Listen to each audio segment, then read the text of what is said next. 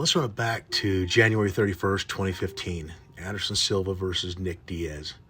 This was Anderson's first fight after a devastating leg break. Nick was at the top of the food chain. He was coming off a loss to the great George St. Pierre. Now, this story gets sketchy before it even starts. 3 weeks prior to the fight, the Nevada State Athletic Commission drug tested Anderson Silva, and he tested positive for the steroids drostanolone and androstane. He also tested positive for 2 different types of benzos. Drostanolone also goes by a more popular name, Masteron. Masteron is a lean muscle builder, and it alleviates some of the estrogenic effects that come with taking large doses of testosterone. Masteron has a 2-day half-life, so back in the day, fighters would usually run it and then quit a couple of weeks early to keep from getting popped. Androstane is usually what shows up on a steroid test when somebody is using methyl testosterone. Fighters like methyl testosterone because of its short 2-hour half-life. Back in the day, they were only testing for PEDs on fight day, so fighters could run methyl testosterone all camp and stop using it right before the weigh-ins. Methyl testosterone, it leaves the system quickly, and even if caught early, usually only shows up as the androstane metabolite. The Nevada State Athletic Commission tested Anderson again on January 19th and on fight day, January 31st, and he failed, but somehow the January 19th results have disappeared. Nick was tested at 7:12 p.m. just prior to the fight, and he passed. But the show must go on. Even with 3 failed tests, the Nevada State Athletic Commission let Anderson fight that day, and it was an awesome fight, quite possibly one of the most entertaining fights ever. Both men fought like animals. Anderson, who's known to talk trash during a fight, was silenced as Nick Diaz gave Anderson a lesson in trash talk. When it was over, a juiced Anderson won the fight by decision. He was awarded a $200,000 bonus on top of a $600,000 fight purse, and Nick Diaz was paid $500,000. The story is not over. The Nevada State Athletic Commission called both men in for hearings over their failed tests. Mr. Diaz, would you state your name for the record, please? It's Nick Diaz. It's my understanding that you're a UFC fighter, is that correct? Yeah. And you fought in the UFC, I think it was what, 184, 183?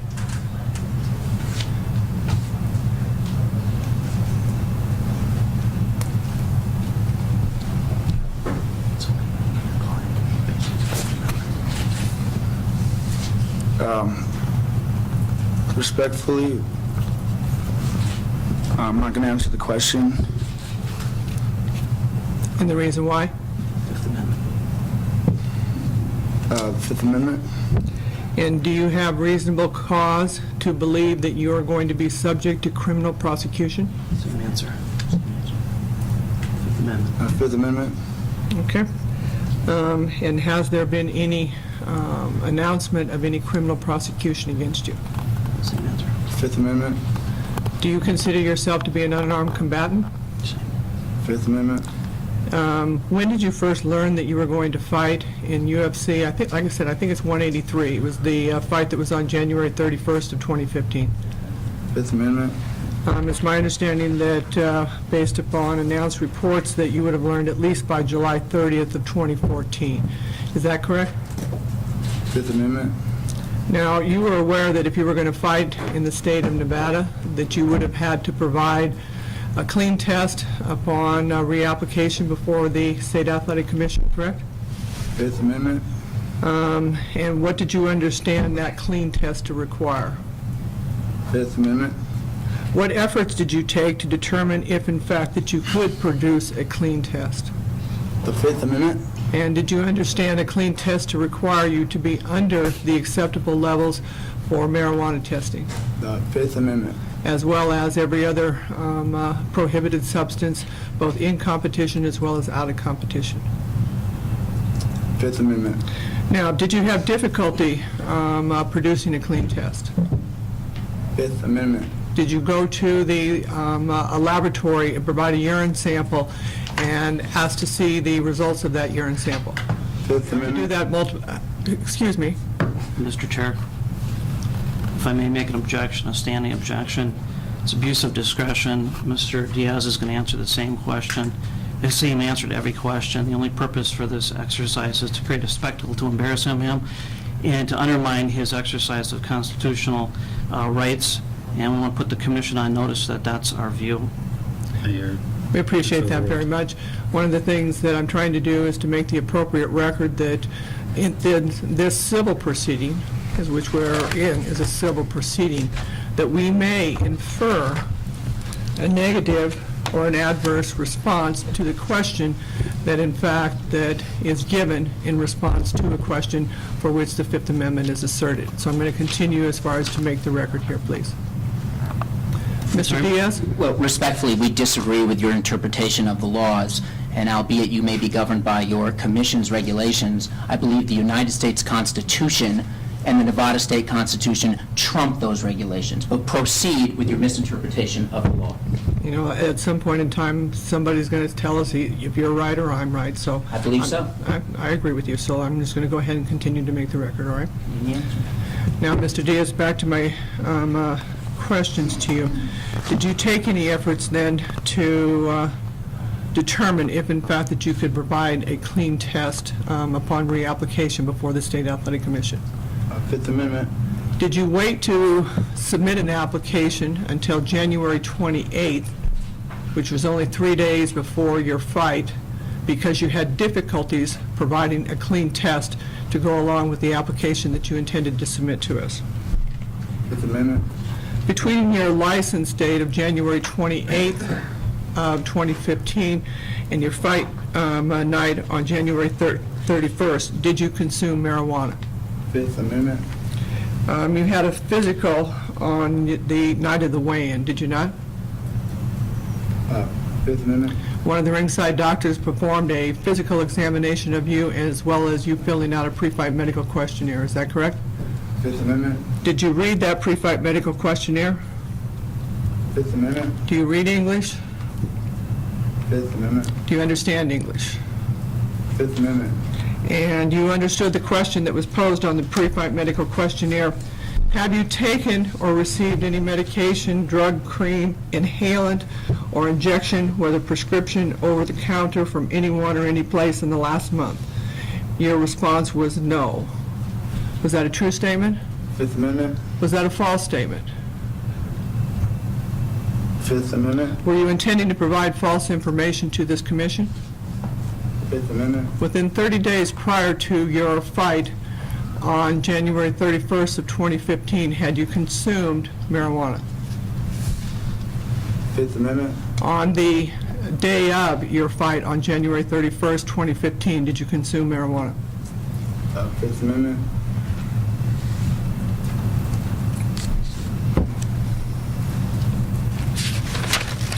One last question for you, Mr. Diaz. Back in August 15th of 2009, you were scheduled to fight in the state of California, and your opponent was Jay Huron. And you failed to obtain a license from the California State Athletic Commission because you did not attend the pre-fight drug testing. Did you not attend that pre-fight drug testing because you knew you were going to fail? Fifth Amendment. I have no further questions. Marijuana is prohibited in competition. One of the things that I think that conduct indicates, as well as the conduct here in 2015, is that we have an athlete that may not have full respect in for this commission, its rules, and its regulations. And it's hard for me to consider a grant of a future privilege for him to come back and to fight in the state. One of the things that I would be supportive of is a lifetime ban for this athlete in the state of Nevada. I would also be supportive of the maximum financial penalty that we can impose upon him. Chris, what was the purse? $500,000. 500,000. That maximum purse, from what I understand that we have taken in the past, is 33%. I would be supportive of that. And since the outcome was a loss, we don't have to change what the outcome was, and to also to require the athlete then to reimburse the state of Nevada the cost and the fees associated with bringing this proceeding. Motion that I am making is that the suspension to be imposed upon the athlete is a lifetime suspension here in the state of Nevada, that he be financially penalized to the amount of 33% of his purse, that he that he reimburse the state of Nevada then the costs and the fees incurred with bringing this suit. But I'm not sure that I'm completely comfortable with the lifetime ban for marijuana usage. Let me, as far as And maybe you can convince me on that, but if it was in some of the hearings we've had before where it's, clearly an anabolic steroid, it's clearly something that's way outside the bounds, second, third, fourth time, and we have had testimony and been lied to, and all of the above. I would have liked to hear from him as well today, but I'm not sure that him not getting up here was a smart move on his part, because I'm not sure how that would have gone. So that's the piece I'm struggling with. Everything else I concur with, and I don't know if it's life, if it's 5 years. I certainly know it's not a year, 2 years, or 3, but it's out there. Well, I think That's just my... Commissioner Lovell makes an excellent point to us to consider, and what Commissioner Marnell is saying is certainly worthy of our further consideration. As Commissioner Lovell knows, I think I was chair both times. There's no doubt that I was hopeful of speaking to you, Mr. Ortiz, today. Or Diaz, excuse me. But I unfortunately couldn't do that. I do think you have not shown the respect you should to your commission or your sport. There's something, I guess, that's troubling me just a bit here with the concept of lifetime. Not an opportunity here to compromise this in a fashion where all of us would be satisfied I with think our goals, Chairman. my struggle for me is, yes, if this were solely a case of marijuana, I think it would be on the lower end for me. This is not just a case of marijuana. I think this is a case of a complete lack of disregard for the sport. And it's not just the positive test or the lack of disclosure on the pre-medical questionnaire. It was the licensing process that this commission had to go through in order to get him to fight or allow him to fight on January 31st. That was a complete, absolute disregard for this commission. And we may not have any standing, but I think this is just not an issue of marijuana. But this is an issue of marijuana, lack of being forthright. It's a lack of cooperating to make the sport better. It's a lack of disregard for the rules, which I think hurts the other athletes just as much as it. Look, I don't have any ego on this commission. Maybe some think I do, but I don't. And it's just, we've got to do what our job is to do as a regulator. And this is just not solely a case of marijuana. So my instinct is to lean on the harsher side and on the lighter side. Harsher as to lifetime? Yeah, I don't think it's any less than 5 years. Well, 5 years is a lifetime for him. And that's, I know we've had that policy discussion, Yeah. is if we do, are we accomplishing the same thing by the number of years versus a, Commissioner Lovell? If in fact that we 5 years may be a lifetime for this athlete. And so to the extent that if we consider and construe that to be a lifetime ban, and therefore you want to make a modification, for a 5-year suspension, I can be supportive of that. That's the longest we have ever considered, and it demonstrates our disdain for this behavior, primarily of, as you've stated, not being forthright with this commission or showing the respect necessary. I would support that motion. I would too. okay. Let me modify the motion then, is that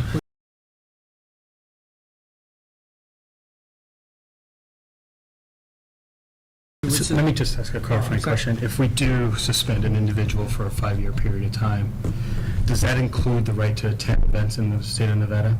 according to regulations, when he's under suspension, there are rules. He can attend, but he can't get within a certain amount of footage from the ring, or he can't go back of house. He can't, so there'll be definitely restrictions.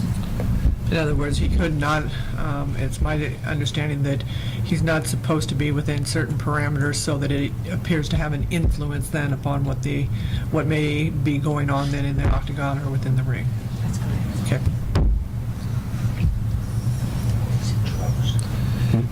It'll be 6 rows from the cage.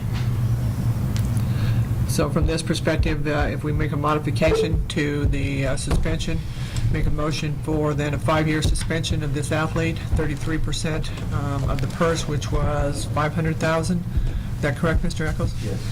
And that he'd be required to reimburse this commission the fees and costs associated with this proceeding. I'd second that motion. There's been a motion by Commissioner Lumbaugh and a second by Commissioner Marnell. All those in favor of the motion, please say aye. Aye. All those opposed, please say nay. Motion passes unanimously. Well, Yeah, shoot. I mean, how are you feeling right now? I'm pretty pissed off. You know what I mean? Like, I got into this sport for like this exact reason of being stuck in a room like that with people like that.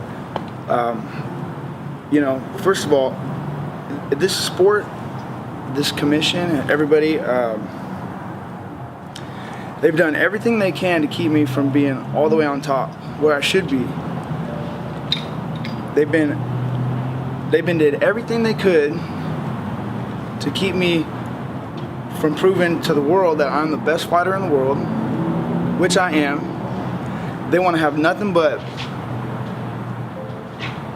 they want to have nothing but weak sauce fighters in the sport. You want to call it a sport? First of all, it's not a sport. This is not a sport. This is why I got into this. You see, those people are nothing but a bunch of crooks up there. The reason why I became a fighter, on top of a handful of reasons, was so that I don't have to break the law. And people around me in my community, people I know, they don't have to break the law either. And they do a lot. We've been did a lot of good, and they got me in here sweating bullets in a freaking courtroom. Like my lawyers got me over sweat because they all thinking I'm gonna flip out and do something really really nuts, like I was about this close to doing. Like these guys are legally trying to rob me, robbing other fighters. Like I became a fighter, so I don't gotta rob nobody. You know what I mean? This is so that's just how I feel. I guess that's all I got for you. But if it wasn't for them in there, I would tell them what I think. I want to tell them what I think. I want to tell every one of them that they're a bunch of dorks. Like really, and anybody that sees them or knows who they are should tell them that right to their face. Because I would tell them that. If it wasn't for my experts over here, they advised me to keep my mouth shut. So I kept my mouth shut. I wanted to just get up and tell them all, like, look, you guys are way. Anybody that they try to tell you is the best fighter in the world right now at 170, 185, we don't know that. We don't know that now. I'm pretty sure it's me. I'm pretty damn confident that it's me. Here they got me over here. I can't even go. My brother's got a fight coming up. Are you going to tell me I can't even go and corner my brother where he goes into this ain't a sport. This is war. This is warfare. This is a war game. He's going in there to fight for his life. I can't even go stand next to him. They deprive me of not just money now, but the right to stand up for not only what I believe in, but for my little brother. I can't even go and help my little brother. And it's like, I'm like, y'all can get knocked the fuck out. All of these whole little everybody in the room right now. But I got to keep my cool and walk around and go. They got me sweating bullets in a little court office hearing or whatever, when I should be sweating bullets in the gym training for a fight.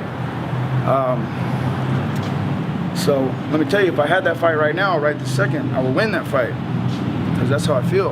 I feel like I'll beat anybody right now. These guys, they just sit, a bunch of dorks, sit out, you know, they're trying to, you know, they hate to see it. They hate to see it happen. You know, they can't beat me in a fight. So they pull me into their dork court, and then they're like, try to take all my money, and then just decide to point the finger at me like I'm the bad guy for them they know it's wrong. You know what I'm saying? And that's,